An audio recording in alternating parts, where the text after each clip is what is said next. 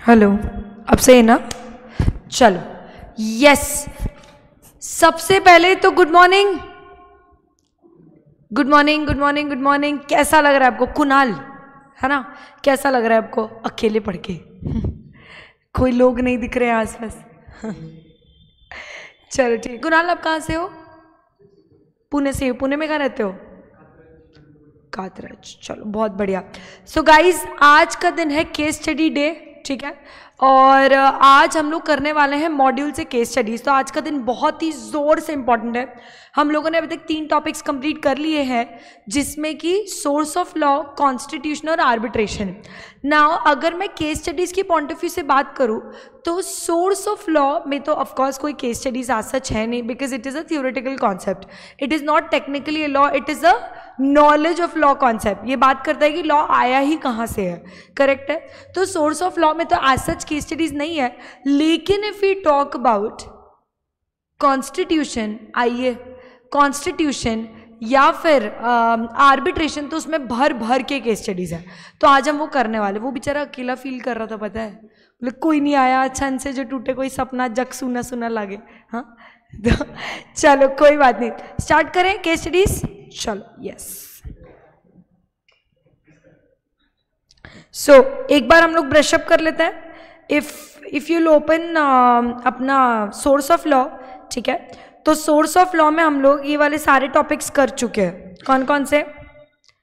सारी डेफिनेशन, ठीक है? पॉजिटिविस्टिक, सोशियोलॉजिकल, रियलिस्ट, हिस्टोरिकल, ये सारी डेफिनेशन हमने, नेचुरल, ये सारी डेफिनेशन हमने कर ली। दोनों सोर्सेस कर लिए हैं, प्रिंसिपल और सेकेंडरी, ठीक है? फिर सोर्स ऑफ मर्केंटाइल लॉ हम लोगों ने कर लिया था, right? Constitution, administrative, criminal, civil और कमर्शियल, ठीक है? ये हम लोगों ने कर लिया था। ज्यूरिस्प्रूडेंस में हम लोगों ने लीगल थ्योरी कर ली थी, जॉन ऑस्टिन की law as a command of sovereign, याद आ रहा है?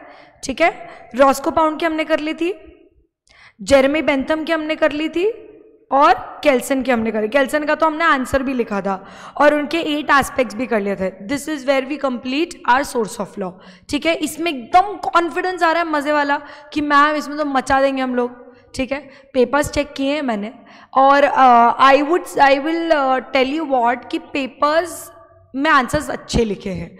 मतलब जो मुझे सब लोगों का समझ में आया है, मैंने रियलाइज़ किया है कि सब लोगों के answers up to the mark रहे हैं अभी तक पेपर में, ठीक है? चलो नाउ अब हम आते हैं कॉन्स्टिट्यूशन। कॉन्स्टिट्यूशन में भर भर के, मैंने जैसा बताया, क्या बताया, भर भर के केस स्टडीज है, ठीक है? चलो सबसे पहले हम आते हैं आर्टिकल 12 पे। पेज नंबर 30 पे आ जाओ। 30 आर्टिकल 12 क्या बोलता है? What is article 12? याद आ रहा है? आर्टिकल 12 किसकी डेफिनेशन है? स्टेट की। याद आ रहा है? स्टेट मतलब 3 government, union government and parliament of India, correct है? स्टेट में state and it's legislative assembly and साथ में लोकल अथॉरिटीज, करेक्ट है? ठीक है। अब सब पेज नंबर 30 पे देखेंगे गाइस सभी लोग, है ना? अब ध्यान से देखना। सबसे पहले सुप्रीम कोर्ट, यहां से मार्क करेंगे, supreme court has held that other authorities will include. जब मैंने बताया कि लोकल ऑथोरिटीज, तो सुप्रीम कोर्ट ने इस पर एक डिसीजन सुनाया कि अदर ऑथोरिटीज वो ऑथोरिटीज होंगी जो एक स्टैट्यूट ने क्रिएट की है। अब यार देखो, इस इंस्पायर अकेडमी में मैं खुद को ऑथोरिटी बोल दूं तो मुझे ये ऑथोरिटी कॉन्स्टिट्यूशन ने नहीं दी है, वो तो मैंने खुद को ऑथोरिटी मान लिया, करेक्ट है? फॉर एग्जांपल मोहसिन ने आके मुझसे ना कुछ ऐसा बोल दिया, कुछ तो उल्टा सीधा बोल दिया, मैं बड़ी ऑथोरिटी से ऐसी बात नहीं करना, तो मैं तो अपने आप को ऑथोरिटी बोल रही हूँ, मुझे कॉन्स्टिट्यूशन ने ऑथोरिटी नहीं बनाया। आ रही है क्या बात समझ में? बहुत अच्छे से। यस, दिखाई नहीं दे रहा कुछ? अरे तुम मॉड्यूल खोलो ना यार, क्या कर रहे हो? अब दिख रहा है? नजर आ रहा है? क्या बोल रहे हो? ठीक है, चलो नाउ, तो व्हेन आई से ऑथोरिटी आई मीन ऐसी ऑथोरिटी जो कि किसने क्रिएट की है? कॉन्स्टिट्यूशन ने दी है। And it is not necessary that the authority should engage in performing government functions. जरूरी नहीं है कि वो कोई गवर्नमेंट के फंक्शंस उस समय परफॉर्म ही कर रही हो। जैसे कि हमारा इलेक्ट्रिसिटी बोर्ड, अगर उस समय इलेक्ट्रिसिटी बोर्ड कुछ काम नहीं कर रहा है ना, तो भी वो क्या माना जाएगा? ऑथोरिटी। और अगर वो ऑथोरिटी माना जाएगा तो ऑफ कोर्स वो कौन सी डेफिनेशन में आएगा? स्टेट की अंडर आर्टिकल 12। समझ में आया सबको? ठीक है, एक और, ठीक है, इट हैज ऑल्सो बीन, यहां से मार्क करेंगे सभी लोग, ठीक है, it has also been held that a university is an authority.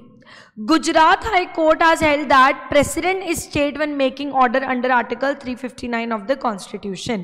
ठीक है, तो जब भी प्रेसिडेंट कोई भी तरह का ऑर्डिनेंस बनाता है या कोई भी तरह का ऑर्डर पास करता है तो वो भी किस में माना जाएगा, स्टेट की डेफिनेशन में. तो अब आपको सवाल आता है कि क्या प्रेसिडेंट स्टेट में आता है, तो तुम तो सोचोगे मैम आर्टिकल 12 में तो यूनियन आता था, स्टेट आता था और लोकल आता था, तो उसमें तो प्रेसिडेंट आता नहीं था. No, state is not president, ऐसा नहीं लिखना. हाई कोर्ट ने, गुजरात हाई कोर्ट ने बोला है कि प्रेसिडेंट भी स्टेट की डेफिनेशन में आता है. समझ में आया सबको? बढ़े आगे. Yes, now state was interpreted to include income tax department. State को किसमें, स्टेट की डेफिनेशन में एक और कौन आया था, इनकम टैक्स डिपार्टमेंट. आ रही है क्या बात समझ में? मैम इसके एक एक के नाम याद करने हैं क्या, जैसे Vidhi supply company versus union of India? नहीं, इतना पॉसिबल भी नहीं प्रैक्टिकली, और ना ही आपसे आईसीएसआई एक्सपेक्ट कर रहा है. पर आईसीएसआई ऐसा दे देगा, in a case Vidhi supply company versus union of India, state included income tax department. Comment. तो फिर आपको पता होना चाहिए कि इनकम टैक्स डिपार्टमेंट स्टेट में इंक्लूडेड होता है. आ रही है क्या बात समझ में? अगर आपको ये पता है तो आप पूरा केस लॉ लिख लोगे. समझ में आया सबको? बढ़े आगे, ठीक है. उसके बाद ये इंपॉर्टेंट केस है एयरपोर्ट अथॉरिटी वाला, ठीक है, RD Shetty versus international airport authority. क्या बोला उन्होंने? Corporations acting as instrumentality or agency of government would become state because obviously they are subject to the same limitations in the field. अब ध्यान से सुनना, अडानी को किसका काम मिला है अभी बड़ा?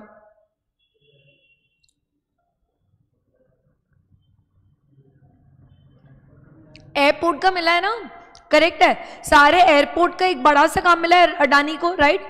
तो क्या अडानी को हम स्टेट मानेंगे? अडानी स्टेट मतलब अडानी को आर्टिकल 12 में मानेंगे?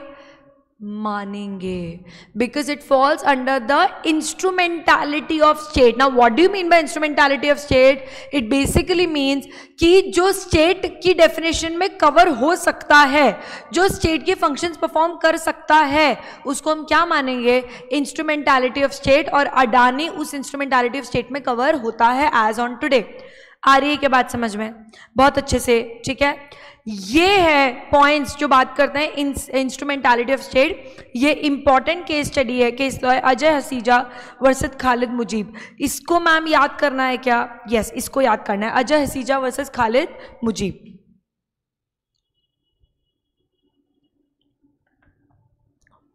इसमें बताया कि ऐसी कौन सी प्राइवेट बॉडीज है जो कि ना यूनियन पार्लियामेंट है, जो कि ना स्टेट लेजिस्लेचर है, जो कि ना लोकल अथॉरिटी, फिर भी वो स्टेट में आएगी. ऐसी कौन सी है? ध्यान से सुनना. अगर उसकी पूरी शेयर कैपिटल होल्ड करता है गवर्नमेंट, तो स्टेट में आ जाएगी, ठीक है. अगर उसको गवर्नमेंट जो है वो बहुत मेजर फिनेंशियल असिस्टेंस प्रोवाइड दे रहा है कोई भी काम करने के लिए, क्या प्रोवाइड कर रहा है? फिनेंशियल असिस्टेंस प्रोवाइड कर रहा है. तीसरा, वो जो पर्टिकुलर कॉर्पोरेशन है वैसे तो प्राइवेट है पर वो मोनोपोली स्टेटस होल्ड कर रहा है, उसके अलावा और कोई है ही नहीं. वो जो तरह का प्रोडक्ट सप्लाई कर रहा है वो अकेला कर रहा है कंट्री में, किसी और ने वो खोला ही नहीं. अब तुम सोचो, चलो मैम किसी प्राइवेट बॉडी ने तो नहीं खोला, पर गवर्नमेंट ने भी तो नहीं खोला. वो समझ में आ रही बात? अगर एक कोई कॉर्पोरेशन जो कि कोई गुड्स एंड सर्विस बेच रही है जिसका मोनोपोली है, तो गवर्नमेंट ने भी तो और कुछ वही सेम गुड सर्विस बेचना शुरू नहीं किया, तो गवर्नमेंट उसको अलाउ कर रही है मोनोपोली स्टेटस. तो it is as good as article 12, it is as good as state. समझ में आ रहा है सबको? उसके बाद स्टेट का, उसके ऑपरेशंस में स्टेट, यहां पर स्टेट का मतलब राज्य नहीं, स्टेट का मतलब गवर्नमेंट. यहां पर अगर उस कॉर्पोरेशन में गवर्नमेंट का बहुत ही स्ट्रॉन्ग कंट्रोल है उसके ऑपरेशंस में. कैसा कंट्रोल है? स्ट्रॉन्ग कंट्रोल है, बहुत ज्यादा इंटरफेरेंस है. मुझे एक बात बताओ, अब अडानी जो एयरपोर्ट का काम करे गवर्नमेंट का, उसमें इंटरफेरेंस नहीं होगा? होगा ही ना. आ रही बात समझ में? तो भी वो कौन सी डेफिनेशन में आएगा? आर्टिकल 12, ठीक है. उसके बाद वो जो कॉर्पोरेशन है वो बहुत ही कुछ पब्लिक इंपॉर्टेंस की है, ठीक है. वो कोई ना कोई ऐसा फंक्शन परफॉर्म कर रही है जो कि गवर्नमेंट का है. अडानी अगेन गवर्नमेंट फंक्शन, एक तरह का गवर्नमेंट फंक्शन ही परफॉर्म कर रही है ना, ऐसा फंक्शन परफॉर्म कर रही है जो कायदे से गवर्नमेंट को करना चाहिए, पर गवर्नमेंट ने बहुत दिमाग लगाया और बोला कि अगर ये प्राइवेट बॉडी करेगी तो बहुत ही बढ़िया काम होगा। गवर्नमेंट क्यों प्राइवेटाइजेशन कर रही है? इसीलिए तो क्योंकि उनको मालूम है कि अगर प्राइवेट कंपनी को हम कोई टेंडर ऐसा दे देंगे तो वो बढ़िया काम करेगी। Now when I say private company, I am not saying it from the perspective of private company under Companies Act. When I say private I mean non government. आ रही है क्या बात समझ में? ठीक है। उसके बाद अगर कोई गवर्नमेंट डिपार्टमेंट को कन्वर्ट कर दिया गया एक कंपनी में, प्राइवेट कंपनी में, अगर कोई गवर्नमेंट डिपार्टमेंट को ही किस में कन्वर्ट कर दिया गया है?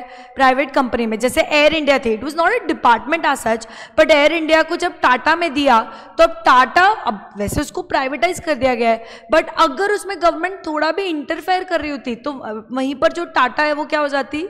एक तरह से स्टेट में आ जाती है। बट गवर्नमेंट ने कंट्रोल पूरा एयर इंडिया को छोड़ दिया है, पूरा मतलब टाटा को सौंप दिया एयर इंडिया, इसलिए एयर इंडिया स्टेट की डेफिनेशन में नहीं आएगी। पर ये सवाल आ सकता है कि एयर इंडिया वो sold to Tata, so from the perspective of instrumentality of state decide whether Tata falls under the definition of article 12 और नॉट। तो आप क्या करोगे? No, it does not fall under the definition. Why? क्योंकि ना शेयर कैपिटल होल्ड करने, ना financial assistance है, ना मोनोपोली स्टेटस है, ना परवेजिव कंट्रोल है, ना ही पब्लिक इंपॉर्टेंस का है, और ना ही गवर्नमेंट डिपार्टमेंट को कन्वर्ट किया गया। इसीलिए जो है वो टाटा को स्टेट में नहीं मानेंगे। समझ में आया सबको? केस कौन सा है? अजय हसीजा वर्सेस खालिद मुजीब। इंपॉर्टेंट है गाइस, बहुत जोर से इंपॉर्टेंट है। ठीक है, मार्क क्या है इसको? बढ़े आगे। नाउ एक एनसीईआरटी, एनसीईआरटी याद है? बचपन के दिन पढ़ाई करी ना एनसीईआरटी से, है ना? तो एनसीईआरटी क्या स्टेट की डेफिनेशन में आएगी?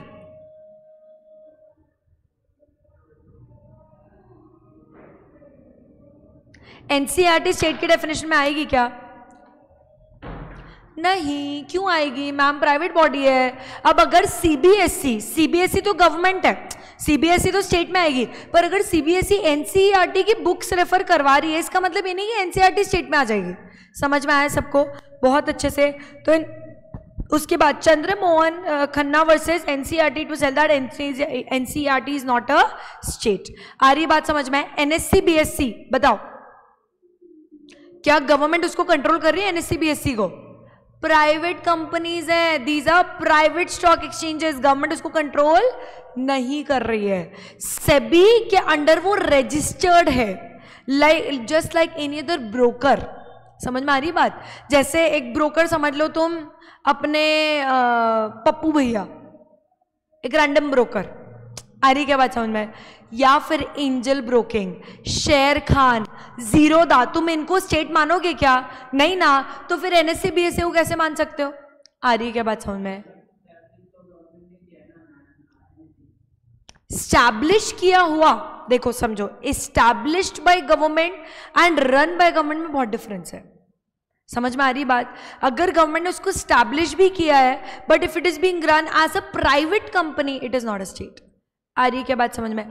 पर अगर ऐसा कोई भी स्टॉक एक्सचेंज जो गवर्नमेंट खुद रन कर रहा है, जैसे नैस्डैक, तो फिर वो अपने आर्टिकल 12 के हिसाब से वो स्टेट में आ जाएगा, अगर वो इंडिया में होता तो। समझ में आ रहा है क्या सबको? बहुत अच्छे से। Yes, done. तो हमने क्या पढ़ा? एनसीईआरटी स्टेट है क्या? नहीं। स्टॉक एक्सचेंज स्टेट है क्या? नहीं। इनकम टैक्स स्टेट है क्या? यस। आ रही क्या बात समझ में? बहुत अच्छे से। पक्का है क्या? बढ़ेंगे आगे, चलो नेक्स्ट।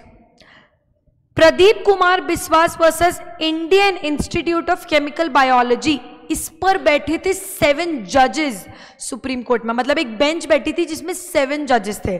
3 से ज्यादा जजेस होते तो उसको पता है कौन सी बेंच बोलते हैं? फुल बेंच बोलते हैं। कौन सी बोलते हैं? फुल बेंच बोलते हैं। ठीक है, तो उन्होंने क्या बोला कि multiple tests which is to be applied to ascertain the character of a body is to ascertain the nature of financial function and administrative control of the state over it and whether it is dominated by the state। आपको समझना पड़ेगा कि government का उस पर control है भी या नहीं। ठीक है, क्या वो गवर्नमेंट की फंक्शंस परफॉर्म कर रहा है? अगर वो कर रहा है ना तो वो स्टेट की डेफिनेशन में आ जाएंगे। ठीक है। लास्ट आर्टिकल 12 में Zee Telefilms, Supreme Court applying the test laid down in Pradeep Kumar Biswas and held that BCCI was not the state for the purpose of article 12, क्योंकि ना ही वो फिनेंशियली ना ही फंक्शनली, ये 3 वर्ड याद रखना, financially, functionally and administratively dominated by state. तो BCCI भी किस में नहीं आएगा, स्टेट की डेफिनेशन में आएगा। आ रही है क्या बात समझ में? How comes Adani will come under state? देखो अडानी, पूरी अडानी ग्रुप स्टेट में नहीं आएगी। अडानी का वो Adani is a group of companies, बहुत सारी कंपनीज है अडानी ग्रुप में। अडानी का वो ग्रुप जो कि गवर्नमेंट ने जिसको हायर किया है to construct, to do the work of airport, will fall under the definition of state. पूरा अडानी नहीं आ जाएगा उसमें। आ रही क्या बात? गौतम अडानी नहीं आ जाएगा स्टेट में, समझ में आ रही बात? यहां पर अडानी की वो कंपनी आएगी जो कि स्टेट, जो कि एयरपोर्ट का काम कर रही है। समझ में आ रहा है क्या? बहुत अच्छे से। सिंधु क्लियर है क्या? बढ़े आगे, ठीक है। चलो नाउ आपको याद है फ्यूचर लॉज, एग्जिस्टिंग लॉ और फ्यूचर लॉ याद है? Article 13 existing law, future laws, ठीक है। चलो नाउ क्या बोलता है, ध्यान से देखना, पेज नंबर अपने 31 पे, ठीक है। फ्यूचर लॉज, एग्जिस्टिंग लॉ कौन से थे? जो कॉन्स्टिट्यूशन के प्री कॉन्स्टिट्यूशन लॉज थे उसको हम एग्जिस्टिंग लॉ बोलते हैं, और कॉन्स्टिट्यूशन के बाद जो लॉज है इसको हम क्या बोलते हैं? पोस्ट कॉन्स्टिट्यूशन या फ्यूचर लॉज। करेक्ट है, राइट। तो अब वही चीज है यहां पर, Supreme Court held that article 13 clearly prohibits making of any law which takes away और abridges the part 3 of the constitution. फटाफट से बता दो पार्ट 3 को क्या पढ़ा था अपन ने? What is part 3 of constitution? Fundamental rights. तो फंडामेंटल राइट्स को अगर part 3 which is fundamental rights मतलब पार्ट 3, तो अगर फंडामेंटल राइट्स को वायलेट किया जा रहा है तो वो लॉ क्लियरली प्रोहिबिटेड होगा, वो चाहे एग्जिस्टिंग हो या फिर वो फ्यूचर बने। समझ में आ रहा है क्या? बहुत अच्छे से। यस मुझे एक बात बताओ, मैंने आपको बताया था डॉक्ट्रिन ऑफ एक्लिप्स में कि कोई लॉ फंडामेंटल राइट को वायलेट करा एग्जिस्टिंग लॉ, तो वो डेड ऑल टुगेदर नहीं होता है, बाद में जाके कॉन्स्टिट्यूशनल अमेंडमेंट आएगा तो वही लॉ वापस वैलिड हो जाएगा। याद आ रहा है सबको? मुझे एक बात बताओ मैम, कॉन्स्टिट्यूशन में एक ऐसा अमेंडमेंट आया है कि वो अमेंडमेंट ही फंडामेंटल राइट को वायलेट कर रहा है, तो क्या वो वैलिड होगा? बाद में ऐसा कॉन्स्टिट्यूशनल अमेंडमेंट, चलो लॉ तो भूल ही जाओ, वो लॉ वैलिड हो रहा है वॉइड हो रहा है वो तो भूल ही जाओ, कोई कॉन्स्टिट्यूशनल अमेंडमेंट ही ऐसा है जो कि फंडामेंटल राइट को वायलेट कर रहा है, तो क्या वो वैलिड होगा? नहीं। Court took the view that includes any amendment, even a constitutional amendment, would be void to the extent it abridges fundamental rights. तो ध्यान रखना, अगर कॉन्स्टिट्यूशन में कोई अमेंडमेंट आता है जो कि फंडामेंटल राइट को ही वायलेट कर रहा है, लॉ तो छोड़ ही दो, तो वो कॉन्स्टिट्यूशनल अमेंडमेंट भी क्या माना जाएगा? वॉइड। समझ में आया सबको? और फिर ऑफ कोर्स वो जो लॉ जो कि फंडामेंटल राइट को वायलेट करता है वो तो वॉइड मानते ही हम लोग। क्लियर है क्या? बहुत अच्छे से। बढ़े आगे, पेज नंबर 32 पे आओ, ठीक है। नाउ पेज नंबर 32 जो है वो सेवरेबिलिटी की बात करता है। इस पर जो केस हुआ था, ठीक है, A.K. गोपालन वर्सेस स्टेट ऑफ मद्रास, वो क्लियरली बोल रहा था कि भाई कोई एग्जिस्टिंग लॉ है जो पार्टली इनवैलिड है, फंडामेंटल राइट को थोड़ा सा ही वायलेट कर रहा है, तो भाई पूरा का पूरा लॉ इनवैलिडेट करने की जरूरत ही नहीं है। जो पार्ट इनवैलिड है उसको सिवियर कर लो, सेपरेट कर लो, सेवरेबिलिटी सिवियर कर लो और बाकी को वैलिड मानो। क्लियर है क्या? बढ़े आगे, ठीक है। नाउ डॉक्ट्रिन ऑफ एक्लिप्स पे ये वाला, ये इंपॉर्टेंट है, बीकाजी नरेंद्र दकरास, ये इंपॉर्टेंट है, इसको मार्क करेंगे सब लोग, ठीक है। ये डॉक्ट्रिन ऑफ एक्लिप्स की बात करता है कि it is not dead all together, वो बाद में जाकर वैलिड हो जाता है अगर वो जो लॉ है वो कॉन्स्टिट्यूशनल अमेंडमेंट के बाद में वैलिड हो जाता है, तो हम उसको वापस वैलिडेट कर सकते हैं। याद आ रहा है क्या सबको? ठीक है ना? तो ये इंपॉर्टेंट है, इसको पढ़ के जाना, ठीक है। बढ़े आगे। उसके बाद वेवर हमने क्या पढ़ा कि it was not open to citizens to waive any fundamental rights any aggrieved. So basically यहां पर ये है, ये वाला जो केस बोलता है वो क्या बोलता है? बाहेश्वर नाथ वर्सेस CIT, ये क्या बोलता है कि भाई मैं किसी और की फंडामेंटल राइट वेव ऑफ नहीं कर सकती हूँ, मैं अपने वेव ऑफ कर सकती हूँ. I have the right not to enjoy my fundamental rights, but then I can not waive off someone else's fundamental rights. समझ में आ रही बात कि चल तू भी फॉलो मत कर क्योंकि मैं नहीं कर रहा हूँ, ऐसा नहीं हो सकता. तू भी एक्सरसाइज मत कर क्योंकि मैं नहीं कर रहा हूँ अपने फंडामेंटल राइट्स, ऐसा नहीं हो सकता. क्लियर है क्या? बढ़े आगे. ठीक है. नाउ इंपॉर्टेंट केस देखना, यहां से मार्क करेंगे, इंपॉर्टेंट है देखना. Charanjit Lal Chaudhary versus union of India क्या बोलता है? The petitioner was an ordinary share holder of Sholapur spinning and weaving company limited. Company through its directors had been managing and running a textile mill of the same name. Later, on account of misstatement, a situation had arisen that brought about closing of the mill, thus affecting the production of the essential commodity, causing a lot of unemployment in the certain section. ठीक है, तो basically एक मिल थी और फिर वो बंद हो गई तो अनएम्प्लॉयमेंट हुआ, बहुत सारा नुकसान हुआ और एक मेजर कमोडिटी प्रोड्यूस होना बंद हो गई. करेक्ट है. Central government issued an ordinance. Ordinance कौन इशू करता है? कौन इशू करता है? प्रेसिडेंट, है ना. So government issued an ordinance which was later replaced by an act. ठीक है, तो ऑर्डिनेंस बाद में एक्ट बन सकता है क्या? यस. ऑर्डिनेंस कौन बनाएगा? प्रेसिडेंट. एक्ट कौन बनाएगा उसको? पार्लियामेंट. करेक्ट है, राइट. तो उसको बाद में एक्ट बना दिया गया था जिसका नाम ही क्या था? ओहो, Sholapur spinning and weaving company emergency provisions act 1950. उसके नाम से एक्ट बनाया. तुम समझो कितना इंपॉर्टेंट केस लॉ है ये. करेक्ट है, right. With the passing of this act, management and the administration of the assets were placed under the control of directors appointed by government. क्योंकि एक important commodity, एक essential commodities act के तहत एक essential commodity ही बना रहा था, इसीलिए जो उसके directors थे उस कंपनी के, पहली बात तो उस कंपनी को वापस चालू करना शुरू किया और उसके जो directors थे वो कौन अपॉइंट किए? कौन अपॉइंट कर रहा था? गवर्नमेंट अपॉइंट कर रही थी. और उसके बाद शेयर होल्डर्स के तहत the act declared that there could neither appoint new director nor could take any proceedings against the company for winding up. तो शेयर होल्डर्स को क्लियरली बोला गया कि ना ही तुम कोई डायरेक्टर अपॉइंट करोगे और ना ही तुम वाइंडिंग अप की पिटिशन फाइल कर सकते हो. आ रही क्या बात समझ में? एक पिटिशनर ने रिट पिटिशन फाइल की, बोला कि हमारे जो इक्वल प्रोटेक्शन ऑफ लॉज है, देखो हम भी शेयर होल्डर, एक नॉर्मल बंदा भी शेयर होल्डर है जो दूसरी कंपनी का शेयर होल्डर है, उसको राइट मिलता है कि वो डायरेक्टर अपॉइंट कर सके, उसको राइट मिलता है कि वो वाइंडिंग अप के लिए फाइल कर सके. हमको क्यों राइट नहीं मिल रहा है कि हम स्पिनिंग व्हील वाली कंपनी का वाइंडिंग अप फाइल कर सके या डायरेक्टर अपॉइंट कर सके? तो उसने कहाँ फाइल कर दिया? इक्वल प्रोटेक्शन ऑफ लॉज में आर्टिकल 14 में रिट पिटिशन फाइल कर दी. रिट पिटिशन समझते हो सब लोग? Petition filed in case of violation of fundamental rights to high court और सुप्रीम कोर्ट. करेक्ट है.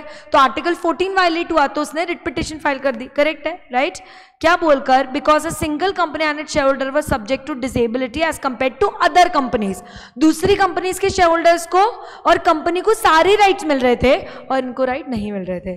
सुप्रीम कोर्ट ने पिटिशन डिसमिस कर दी. क्यों?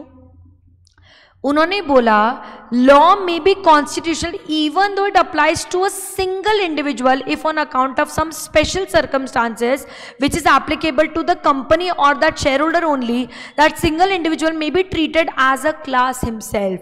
याद आ रहा है लेजिस्लेटिव क्लासिफिकेशन आर्टिकल 14 कि वैसे तो equal protection of law, law के सामने सब बराबर है, पर क्या गवर्नमेंट लेजिस्लेटिव क्लासिफिकेशन कर सकती है? क्या अलग अलग क्लासेस बना सकती है? और मैंने आपको बताया कि क्लासेस में तो डिस्क्रिमिनेशन हो सकता है, लेकिन एक क्लास के लोगों में आपस में डिस्क्रिमिनेशन नहीं कर सकती. याद आ रहा है? अब कोर्ट ने क्या बोला उसमें? बहुत ही गजब केस है कि मैम एक सिंगल इंडिविजुअल को हम क्लास ट्रीट कर सकते हैं और उनके लिए स्पेशल लॉज बन सकते हैं and it is absolutely constitutional. आ रही है क्या बात समझ में? बहुत अच्छे से. यस, ठीक है. लेकिन फिर बाद में जो केसेस हुए ना उसमें कोर्ट ने इसी चीज को और एक्सप्लेन किया. जो केस था चरणजीत लाल केस, ठीक है. अब देखो उन्होंने क्या बोला कि एक वैलिड अगर आपको क्लासिफिकेशन करना ही है ना तो क्लासिफिकेशन और उस क्लासिफिकेशन को करने का जो ऑब्जेक्ट है उसमें एक अच्छा नेक्सस होना चाहिए. नेक्सस का मतलब कनेक्शन, एक प्रैक्टिकल कनेक्शन होना चाहिए कि ये क्लास है और इसको क्लास बनाने का ये ऑब्जेक्ट है, मतलब दोनों में एक रैशनल कनेक्शन होना चाहिए. आ रही है क्या बात समझ में? बहुत अच्छे से, यस, बढ़े आगे, अरे बढ़े क्या? इक्वालिटी बिफोर, अच्छा, और ये बहुत इंपॉर्टेंट चीज, क्या कॉरपोरेशन, बॉडी, कॉरपोरेट, कंपनी, क्या इस डेफिनेशन में आती है to get equal protection of law? Yes, बहुत ही इंपॉर्टेंट है guys, equal protection of law में कंपनी भी कवर होती है। समझ में आया क्या? बहुत अच्छे से, बढ़े आगे ना, ये इंपॉर्टेंट है। सुप्रीम कोर्ट ने state of Bihar versus Bihar state +2 lecturers को क्या बोला, ध्यान से सुनना। It is well settled and can not be disputed that article 14 guarantees equality before law and equal protection of law. Correct है, आर्टिकल 14 आपको क्या देता है? Equal protection of law. It prohibits that state from denying persons और class of persons equal treatment और provided that equal are similarly situated. समझ में आना, समझना बहुत अच्छे से, ठीक है। आर्टिकल 14 आपको क्या देता है? एक तरह से इक्वल प्रोटेक्शन देता है, पर कोर्ट को क्लासिफिकेशन करने का पावर है, सॉरी, स्टेट को क्लासिफिकेशन करने का पावर है। बट क्या स्टेट क्लासिफिकेशन के नाम पर डिस्क्रिमिनेशन कर सकती है? नहीं। तो अगर कोई क्लासिफिकेशन में डिस्क्रिमिनेशन नहीं हो रहा है ना, तो वो क्लासिफिकेशन लीगल, वैलिड और रीजनेबल होगा। आ रही क्या बात समझ में? क्या माना जाएगा? लीगल, वैलिड और रीजनेबल माना जाएगा। समझ में आया क्या सबको? बहुत अच्छे से। तो एक वैलिड क्लासिफिकेशन के लिए 2 चीज जरूरी है। पहली बात तो इंटेलिजिबल डिफरेंस होना चाहिए, किसमें? 2 क्लासेस में, कि भाई ये लोग इस क्लासिफिकेशन में नहीं आ रहे हैं, ये लोग इस क्लासिफिकेशन में आ रहे हैं, तो दोनों में एक इंटेलिजिबल डिफरेंस होना चाहिए, पहला। और उसका एक रैशनल कनेक्शन होना चाहिए कि भाई क्लासिफिकेशन किया है तो उसका ऑब्जेक्ट से क्या कनेक्शन है। समझ में आया क्या सबको? बहुत अच्छे से, बढ़े आगे।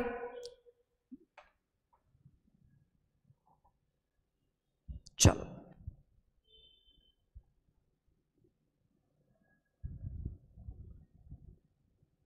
एक बार इसको रीड करके जाना है ना। आर्टिकल 14 का जो केस है, रामकिशन डालमिया वर्सेस जस्टिस तेंदुलकर, ये भी रीड करके जाना। अपन ये सारी चीजें ऑलरेडी पढ़ चुके हैं अभी, तो मैं इसको वापस केस को डिस्कस नहीं कर रही हूँ। सॉरी, हाँ, बिल्कुल कॉर्पोरेशन को सिटीजन मानेंगे when they want to get equal protection under law. ऐसा बेसिकली लॉ में 2 कंपनीज के बीच में आप क्या नहीं कर सकते हो? भेदभाव नहीं कर सकते हो, ऐसा नहीं।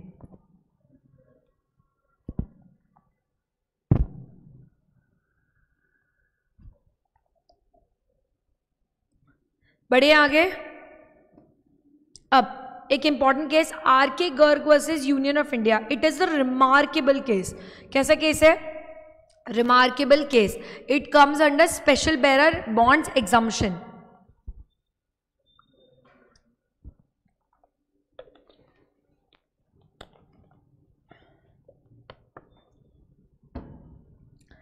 मुझे एक बात बताओ, एक कंपनी थी, ठीक है, मतलब आर.के. गर्ग उसको चला रहा था, उसको स्पेशल बेरर बॉन्ड्स में वो क्या करता था ना, बेसिकली स्पेशल अपना जो भी पैसा है कैश में कमाता था और वो स्पेशल बेरर बॉन्ड्स में वो पैसा डाल देता था, ठीक है। और स्पेशल बेरर बॉन्ड्स एक्ट में ये लिखा हुआ था कि आपको ये डिस्क्लोज करने की जरूरत नहीं कि इनकम आई कहाँ से। तो आप बेसिकली क्या कर रहे हो? ब्लैक को व्हाइट में कन्वर्ट कर रहे हो। कैश में पैसा कमाया, तुम जो पेटीएम में नहीं चल रहा था कुछ साल पहले, जब तक केवाईसी नहीं कंपलसरी हुई थी, तो पेटीएम में लोग क्या करते थे कि भाई तुमने पेटीएम किया, मुझे मेरे पेटीएम में डाल दिया और मैंने मेरे पेटीएम से आगे जाके खर्च कर दिया, तो मेरा अकाउंट ही लिंक नहीं था ना पहले। आ रही बात समझ में? तो मेरे अकाउंट तक मेरा पैसा पहुंचा ही नहीं, मैंने पेटीएम में ही पैसा लिया, पेटीएम वॉलेट में, और पेटीएम वॉलेट में ही पैसा डाल दिया। तो सिमिलरली पहले क्या हुआ था कि ये जो आर.के. गर्ग था वो ब्लैक मनी जो है उससे स्पेशल बेरर बॉन्ड्स खरीद लेता था और फिर स्पेशल बेरर बॉन्ड्स का क्या करता था? उसको रखे रखता था। करेक्ट है, वो उसकी एसेट हो गई, जब उसकी वैल्यूएशन बढ़ेगा तो उसको बेच देगा। पर स्पेशल बेरर बॉन्ड्स को खरीदा कहां से, इसका कोई सोर्स डिस्क्लोज करने की जरूरत नहीं थी।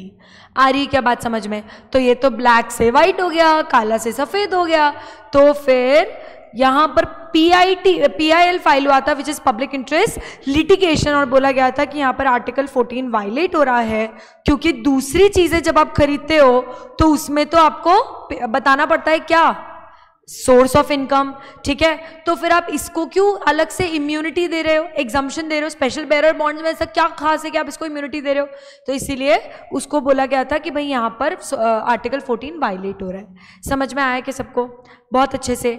यस, बढ़े आगे। कस्तूरी लाल वाला केस, ठीक है, ध्यान से सुनना। Article 14 strikes an arbitrariness because an action that is arbitrary must necessarily invoke negation of equality wherever therefore is an arbitrariness of the state। अरे बेसिकली arbitrariness का मतलब स्वेच्छा। आर्बिट्ररी का बेसिकली मतलब क्या होता है? स्वेच्छा, स्व इच्छा, मेरी इच्छा, मैं चाहे ये करूं, मैं चाहे वो करूं, मेरी मर्जी, आर्बिट्ररीनेस। आ रही क्या बात समझ में? तो स्टेट को क्लासिफिकेशन करना है, ये स्टेट के लिए क्या है? आर्बिट्रेरी है। स्टेट को किस तरह का क्लासिफिकेशन करना है, इन दोनों को इक्वल नहीं मानना है, इसको ज़्यादा प्रिविलेजेस देना है, इसको कम प्रिविलेज देना है, ये स्टेट का क्या है? एक तरह से आर्बिट्रेरी डिसीजन है। आ रही क्या बात समझ में? बट स्टेट को किस बात का ध्यान रखना पड़ेगा कि कोई भी तरह का डिस्क्रिमिनेशन ना हो, क्योंकि मैम डिस्क्रिमिनेशन हुआ तो क्या वायलेट हो जाएगा? आर्टिकल 15। समझ में आया कि सबको?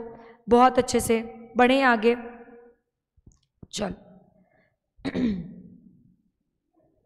आर्टिकल 15 में तो आज सच कुछ भी नहीं है। आर्टिकल 16 पे आएंगे लोग, पेज नंबर 37 पे। सुप्रीम कोर्ट ने क्या बोला in secretary of state versus Karnataka, secretary of state versus Uma Devi.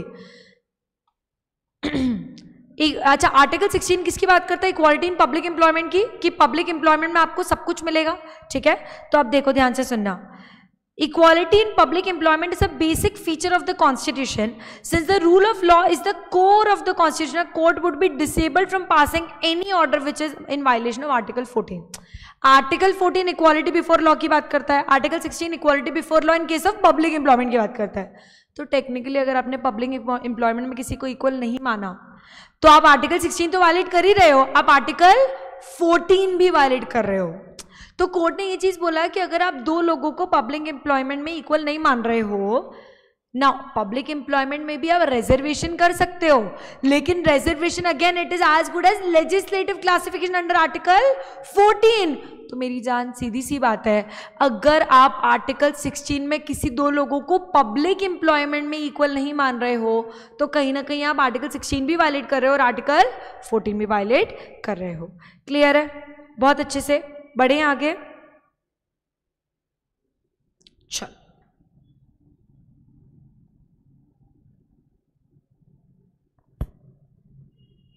अच्छा, आर्टिकल याद है आप लोगों को? आर्टिकल 18 में मैंने बताया था कि foreign citizen, sorry Indian citizen बाहर का टाइटल नहीं ले सकता, या फिर इंडियन सिटीजन फॉरेन टाइटल नहीं ले सकता, या फिर फॉरेन सिटीजन इंडियन टाइटल नहीं ले सकता। उसमें नेशनल अवार्ड्स जो है वो एग्जाम्प्ट है, ठीक है। तो उसमें नेशनल अवार्ड्स, अगर किसी फॉरेन सिटीजन को नेशनल अवार्ड मिलता है तो उसको मिल सकता है।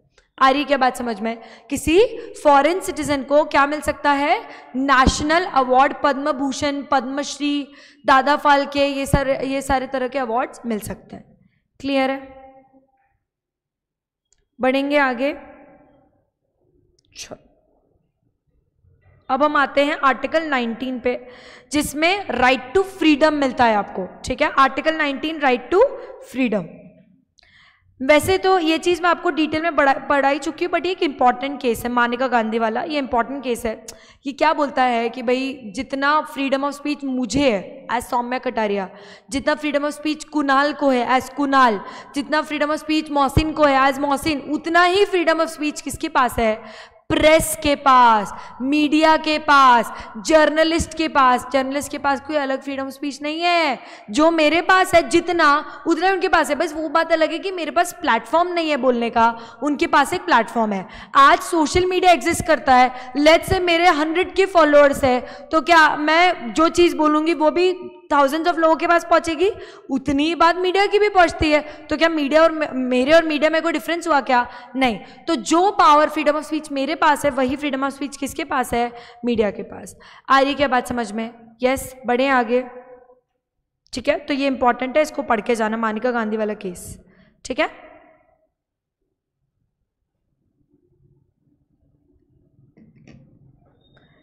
नाउ आपको याद है मैंने आपको ऐसा बोला था कि आप ऐसे कोई भी चीज, ऐसा कोई भी पब्लिकेशन सर्कुलेट नहीं कर सकते हो, ऐसा कोई भी पब्लिकेशन सर्कुलेट नहीं कर सकते हो जो कि किसी को डिफेम करे, जो कि पब्लिक पॉलिसी के अगेंस्ट हो।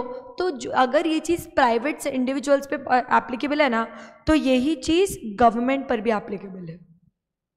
गवर्नमेंट भी अपनी पावर को इस्तेमाल करने के लिए ऐसा कुछ भी पब्लिश नहीं कर सकती जो कि क्या है, जो कि लोगों को डिफेम कर रहा है या पब्लिक पॉलिसी के अगेंस्ट है। मतलब वही सारी जो चीजें थी ना, restriction, if you remember, dramatic performance के रेस्ट्रिक्शन, कि आप मूवी में कुछ भी इनडिसेंट नहीं दिखा सकते, इमोरल नहीं दिखा सकते, हमारी कंट्री के अगर दूसरी कंट्री से अच्छे रिलेशन है तो उनके अगेंस्ट नहीं दिखा सकते।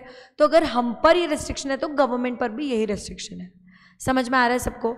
बहुत अच्छे से बढ़े आगे। ठीक है, चलो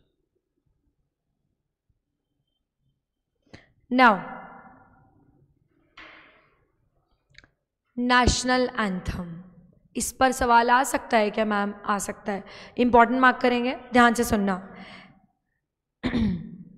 it has been held that a government circular having no legal sanction violates Article 19 if it compels each and every pupil to join the singing of national anthem despite his genuine conscious religious objection। Basically आप किसी भी person को compel करना मतलब force करना, तो आप किसी भी पर्सन को फोर्स नहीं कर सकते, कंपेल नहीं कर सकते कि तुम्हें खड़े होकर नेशनल एंथम तो गाना ही पड़ेगा। ये मैंने आपको बताया था। यस, पर मैम खड़े होना कंपलसरी है क्या? यस, तो आपको अगर पब्लिक प्लेस पे, पब्लिक प्लेस याद है, प्राइवेट प्लेस, मेरे पापा मुझे मेरे अगेंस्ट पुलिस कंप्लेंट नहीं कर सकते घर में बैठे बैठे कि सौम्या खड़ी नहीं हुई। पब्लिक प्लेस पर अगर नेशनल एंथम बज रहा है तो मुझे खड़े होना जरूरी है अटेंशन पोजीशन में, but then I am not forced to sing national anthem. आ रही बात समझ में? अगर ये मेरा कॉन्शियस डिसीजन है कि मुझे नहीं गाना है तो मैं नहीं गाऊंगी। क्लियर है सबको? बढ़े आगे। ये वो ड्रामेटिक परफॉर्मेंस वाले आ गया। ठीक है, यस, ये एक बार रीड कर लेना। ये एडिटर इन चीफ हिंदुस्तान वाला केस है, बेसिकली हिंदुस्तान टाइम्स वाला केस है, तो इंपॉर्टेंट है, इसको रीड कर लेना। ये वही बात करता है कि भाई कोई चीज़ पब्लिक ऑर्डर के अगेंस्ट इनडिसेंट है, ऐसा आपको कुछ भी फाइल नहीं करना है। ठीक है, पेज नंबर 40 पर है। ऐसा कुछ भी आपको मीडिया में नहीं डालना जो कि इनडिसेंट है, अगेंस्ट पब्लिक ऑर्डर है। बढ़े आगे।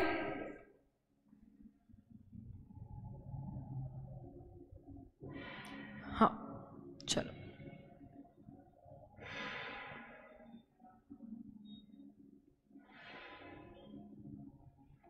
अब ओके घोष में इफ यू रिमेंबर, हमारे पास फ्रीडम होता है कोई भी चीज़, कोई भी एसोसिएशन डालने का। ठीक है, कोई भी अपना कोई भी तरह का एसोसिएशन, कोई भी तरह का बिल्डिंग, कोई भी इंस्टीट्यूशन डालने का मेरे पास फ्रीडम है।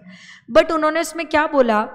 राइट टू फॉर्म एसोसिएशन, ठीक है, right to form association does not include a fundamental right to form association for achieving a particular object or running a particular institution। मतलब अगर मैं कोई पर्टिकुलर ऑब्जेक्ट के लिए इंस्टीट्यूशन डाल रही हूँ और वो ऑब्जेक्ट गलत है, तो क्या स्टेट मुझे मना कर सकती है? कर सकती है। और अगर स्टेट ने मुझे उस केस में मना किया तो क्या मैं बोलूँगी फंडामेंटल राइट वायलेट किया है? बोलूँगी क्या? नहीं। एक पर्टिकुलर ऑब्जेक्ट है जिसके लिए मैंने इंस्टीट्यूशन डाला, पर वो स्टेट को गलत लगा, तो क्या स्टेट मुझे रोक सकती है? यस। और क्या मैं बोलूंगी कि मेरा फंडामेंटल राइट वायलेट हुआ है? नहीं। आ रही है क्या बात समझ में? बढ़ें क्या आगे? यस, ठीक है। फ्रीडम ऑफ रेसिडेंस आपको मालूम ही है, कुछ एरियाज को बैन कर दिया गया जहां पर आप नहीं रह सकते। अरे भाई मैं केदारनाथ में बिल्कुल ऊपर हिल एरिया में जाकर बोले मैं वहीं घर बनाऊंगी, मेरा मन है, फ्रीडम ऑफ रेसिडेंस आर्टिकल 19, बोल सकती हो क्या ऐसा? वहां नहीं, मेरे को नहीं बनाना, मतलब मैं नहीं बना सकती हूँ, गवर्नमेंट ने पब्लिक सेफ्टी के लिए मना किया है। आ रही बात समझ में? तो गवर्नमेंट क्या है, कुछ रेसिडेंसेज कुछ एरियाज रोक सकती है जहां पर आप अपना रेसिडेंस नहीं बना सकते। क्लियर है? बढ़ेंगे क्या आगे? चलो, मोनोपोली इंपॉर्टेंट है भाई, इंपॉर्टेंट केस है ये,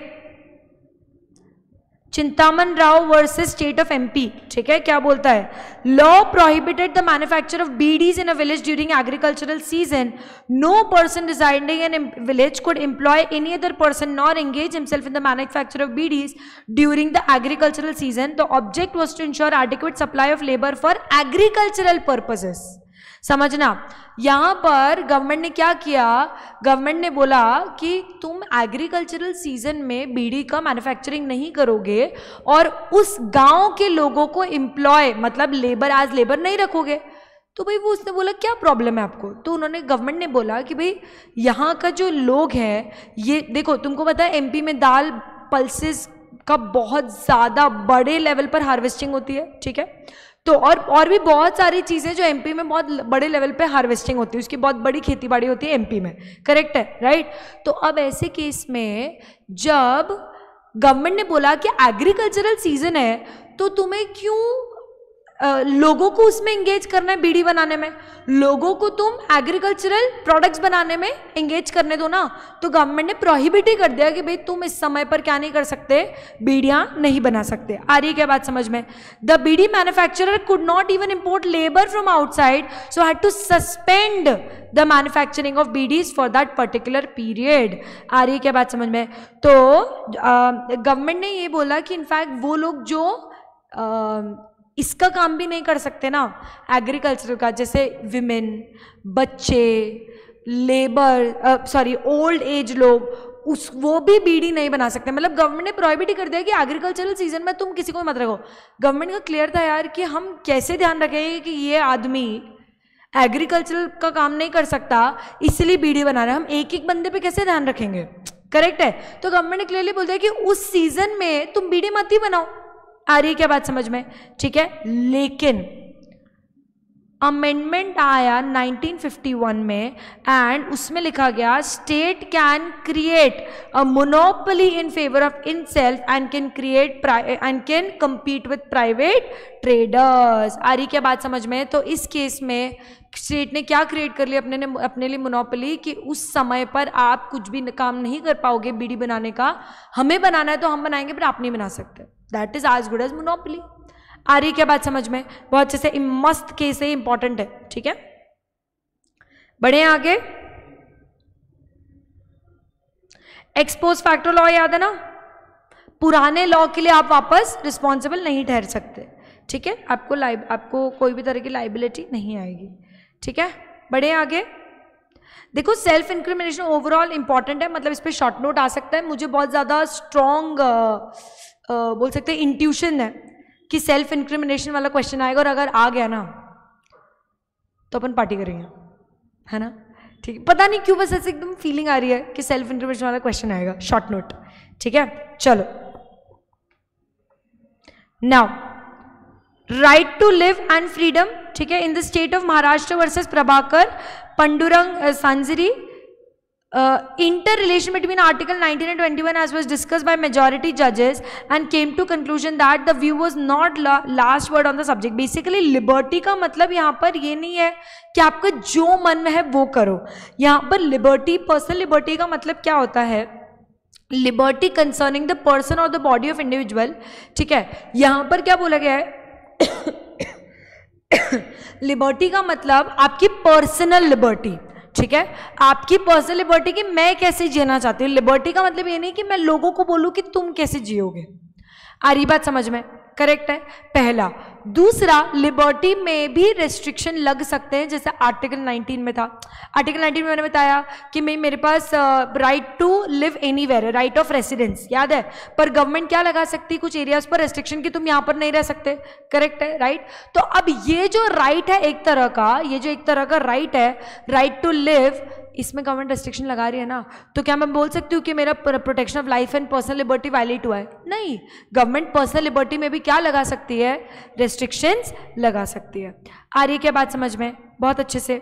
अच्छा मुझे एक बात बताओ, क्या आप पर गवर्नमेंट रैंडम विजिट्स कर सकती है आपको बताने के बाद नोटिस देने के बाद आपको विजिट कर सकती है गवर्नमेंट, इनकम टैक्स डिपार्टमेंट आपके यहाँ पर आ सकता है, विजिट कर सकता है ना। तो क्या मैं बोलूंगी मेरा पर्सनल लिबर्टी वायलेट हुआ? नहीं। आ रही क्या बात समझ में? ये जो मूवीज में नहीं दिखाते हैं इनकम टैक्स आया और वो सोफा फाड़ दिया और सारा सामान गिरा दिया, ऐसा नहीं होता है रेड में। This is not how it happens in raids. It happens when the person is not cooperating at all, कि बिल्कुल आपको कोऑपरेट नहीं कर रहा है, आपको कोई भी चीजें चेक नहीं करने दे रहा है, तब ऐसा रेड्स में होता है। आ रही बात समझ में? तो अगर मेरा रेड हो रही है तो मैं बोलूंगी क्या मेरी पर्सनल लिबर्टी वायलेट हुई है? नहीं। आ रही क्या बात समझ में? तो raid is not a violation of personal liberty. Clear है क्या सबको? बहुत अच्छे से। यस, बढ़े आगे। Right to move freely throughout the territory and right to speech is also a personal liberty. बढ़े आगे। अच्छा, राइट टू ट्रैवल भी मेरी पर्सनल लिबर्टी है क्या? यस, बट कोई एरिया में ट्रैवल ना करना, इस पे गवर्नमेंट रिस्ट्रिक्शन लगा सकती है क्या कि इस एरिया में नहीं जा सकते? जैसे लेह लद्दाख है, वो दिसंबर जनवरी फरवरी में भी मिड में शुरू होता है। क्यों? क्योंकि वहां का टेम्परेचर ऐसा होता है कि कोई गया तो मर जाएगा। आ रही क्या बात समझ में? ठीक है, यस, बढ़े आगे। चलो, ये सब तो सेम केसेस हैं।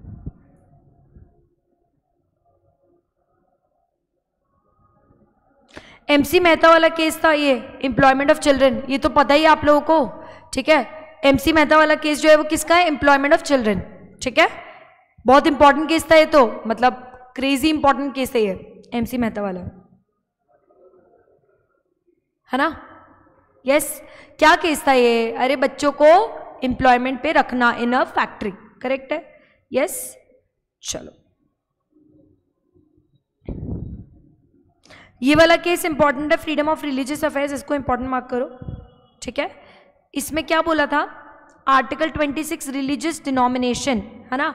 यहाँ पर बेसिकली इसका क्या हुआ था कि आप अगर कोई रिलीजियस इंस्टीट्यूशन खोल रहे हो तो वो सिटीजन नहीं है, तो आप उस पर फंडामेंटल राइट्स क्लेम नहीं कर सकते। क्या बोला मैंने? अगर आप कोई रिलीजियस इंस्टीट्यूशन खोल रहे हो तो आप उस पर क्या नहीं कर सकते?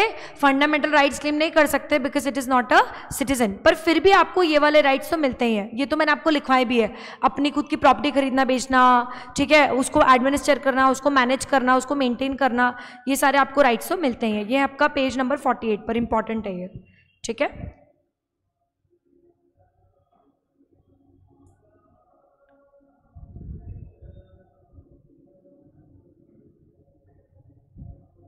हाँ, ये इंपॉर्टेंट है, DAV college versus state of Punjab. ठीक है, यहाँ पर क्या बोला गया था कि आप कोई भी कम्युनिटी जो रिलीजियस हो, लिंग्विस्ट हो, ठीक है, लिंग्विस्टिक हो, which is numerically less than 50% of the population of that state, उस पर्टिकुलर स्टेट के अगर 50% पॉपुलेशन से वो कम मानी जाएगी तो उसको हम क्या मानेंगे? माइनॉरिटी। अब वो माइनॉरिटी लैंग्वेज के लेवल पर भी हो सकती है और रिलीजन के लेवल पर भी हो सकती है। और मैम अगर वो माइनॉरिटी, तो क्या वो खुद का रिलीजियस इंस्टीट्यूशन या खुद का एजुकेशन इंस्टीट्यूशन या खुद की चैरिटेबल इंस्टीट्यूशन डाल सकता है क्या? डाल सकता है। राइट टू माइनॉरिटी हम पढ़ चुके हैं। क्लियर है क्या? बहुत अच्छे से ये एक बार रीड करके जाना, TM pi versus state of Karnataka, पढ़ के जाना गाइस इसको, पेज नंबर 50 पर। ठीक है,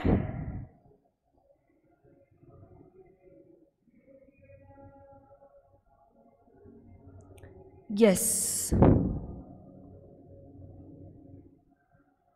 अच्छा, रिट ऑफ को warranto, if you remember, writ of को वारंटो पेज नंबर है अपना 52। रिट ऑफ को वारंटो क्या बोलता है? ये बोलता है कि आपको अगर किसी पब्लिक ऑफिस के अगेंस्ट, अगर किसी पब्लिक ऑफिस पे कोई रैंडम बंदा आके बैठ गया तो मैं उसके अगेंस्ट रिट ऑफ को वारंट फाइल कर सकती हूँ। ठीक है, तो उसके लिए 3 चीज जरूरी है। पहली बात तो पब्लिक ऑफिस होना चाहिए, वो सब्सटैंशियल नेचर का होना चाहिए, और उस पर कोई प्राइवेट बंदा आके बैठा। एक सिंपल एग्जाम्पल है यार, अपना कोई कलेक्टर का ऑफिस है, ठीक है, कलेक्टर के ऑफिस में कोई प्राइवेट बंदा आके बैठ गया, ठीक है, राइट, कलेक्टर की जगह, और मुझे लगा कि वही कलेक्टर है, तो ये क्या हो गया? पब्लिक ऑफिस को असर्प किया है, उसकी जगह को एक्सीड किया, बियॉन्ड, है ना? तो ऐसे केस में मैं रिट ऑफ को वारंट फाइल कर सकती हूँ, बट वो पब्लिक ऑफिस सब्सटैंटिव नेचर का होना चाहिए। सुलभ शौचालय भी पब्लिक ऑफिस है, बट अगर उसकी जगह कोई और बंदा आके बैठ गया, जो पैसा कलेक्ट करता है ना 2 रुपए 5 रुपए, तो उसकी जगह कोई और बंदा आके बैठ गया, तो मैं क्या बोलूंगी कि यहाँ पे पब्लिक ऑफिस था और किसी और ने असर्प किया? नहीं, सुलभ शौचालय। आ रही क्या बात समझ में? ठीक है, यस।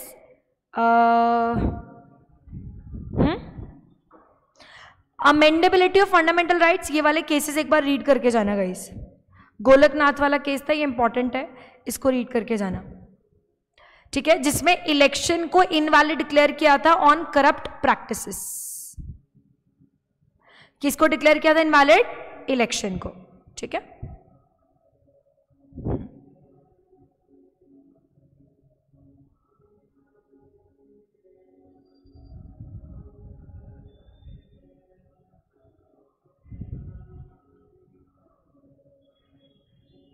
Yes, done. ठीक है, ये हमारे मेन आर्टिकल्स वाले केसेस थे जो बहुत ज़्यादा इंपॉर्टेंट थे इस चैप्टर के। ठीक है, अब हम लोग कल मिलेंगे और कल हम लोग क्या करेंगे, आर्बिट्रेशन के 2 ही केसेस हैं, आर्बिट्रेशन के 2, तो स्टार्टिंग के 5 मिनट में हम आर्बिट्रेशन करेंगे, उसके बाद हम लोग करेंगे कल स्टैम्प। ठीक है, कल ही हम लोग स्टैम्प कंप्लीट भी करेंगे और फिर सैटरडे आपको आपका स्टैम्प, कल फ्राइडे है ना, हाँ, सैटरडे को आपका स्टैम्प का टेस्ट रहेगा। आज इवनिंग में या कल आफ्टरनून तक 3-4 बजे तक आप लोगों को सारे टेस्ट पेपर्स मिल जाएंगे। टेस्ट, हाँ, आर्बिट्रेशन और इसका दोनों का होगा। हाँ, अभी मैंने पेपर नहीं बनाया है बट मैं बना सकती हूँ, अच्छा आइडिया दे दे मुझे। ठीक है, बट मैं नहीं, देखो कभी भी केस लॉ ऐसा कभी नहीं आएगा, नहीं, बट केस लॉ कभी भी ऐसा नहीं आएगा, case law discuss this case law, ऐसा नहीं आएगा। हाँ, उसमें टॉपिक वाइज क्वेश्चन आएगा। अभी देखते हैं, मैं देखती हूँ किस तरह से मैं आईसीएसई की पेपर के हिसाब से बनाऊंगी। ठीक है, तो अभी मैंने पेपर तो नहीं बनाया बट सैटरडे को टेस्ट रहेगा जैसे मैंने आपको बोला, और आप लोगों को आज सैटरडे को टेस्ट आर्बिट्रेशन और स्टैम्प का रहेगा और आप लोगों को आज या कल आफ्टरनून तक टेस्ट पेपर्स मिल जाएंगे पुराने वाले। ठीक है, डन, यस, चलो सभा समाप्त। हाँ मोहसिन, आपका पेपर चेक करूंगी मैं। ठीक है, आपका आई थिंक चेक हो चुका है जितना मुझे याद आ रहा है। ठीक है, चलो, yes, Tushar sir immediately join करेंगे।